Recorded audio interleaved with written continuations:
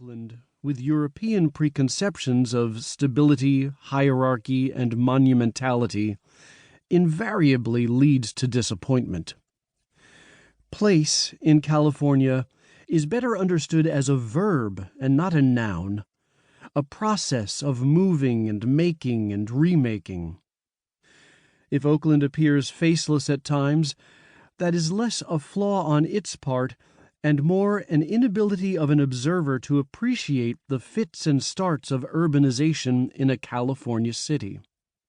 Instead of a grand canvas showing finished pieces in flawless order, cities like Oakland, Sacramento, Los Angeles, and even the European-seeming San Francisco expose snapshots of city formation and deformation, driven by economics, technology, and politics, one where the Civil War jump-started cotton production in California farmlands, leading to cotton manufacturing alongside the waterfront.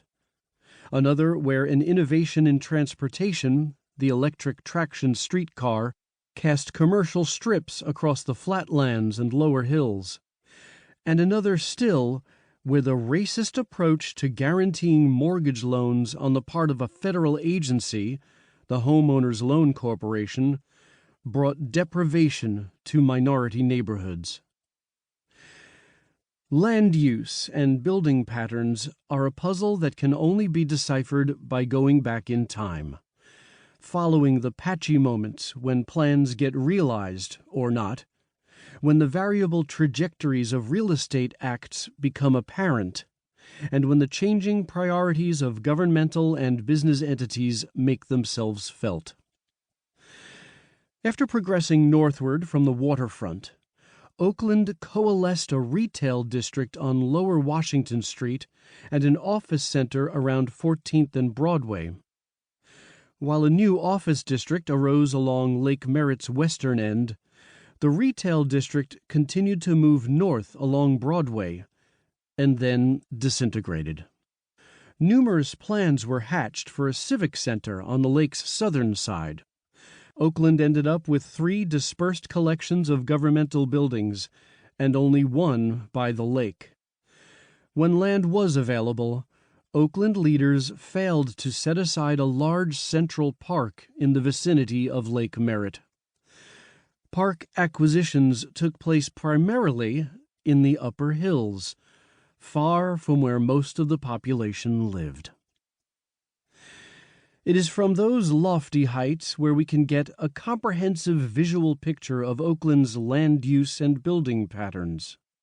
The waters claimed from the bay for manufacturing and the port of Oakland, the transportation industrial corridors paralleling the waterfront, the high-rise offices and residences downtown and by the lake, the sea of low-rise housing stretching from those districts across the flatlands, lower hills, and upper hills, punctuated here and there by hospitals, church spires, and a tall office or apartment block.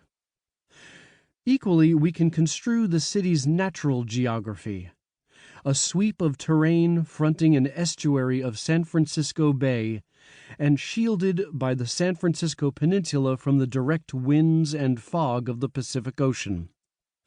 A landscape canvas ascending from the bay's salt marshes to alluvial plains, to undulating hillsides, and finally steep canyons and peaks topping out at 1,760 feet.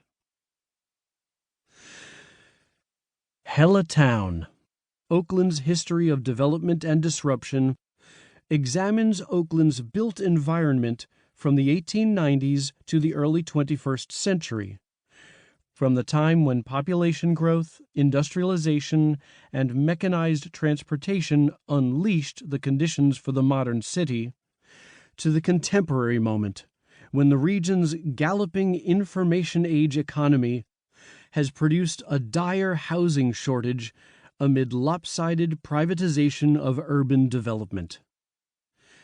Over this span of more than 125 years, I track the uneven pace of development, the booms and busts, the buildups and breakdowns of a great American.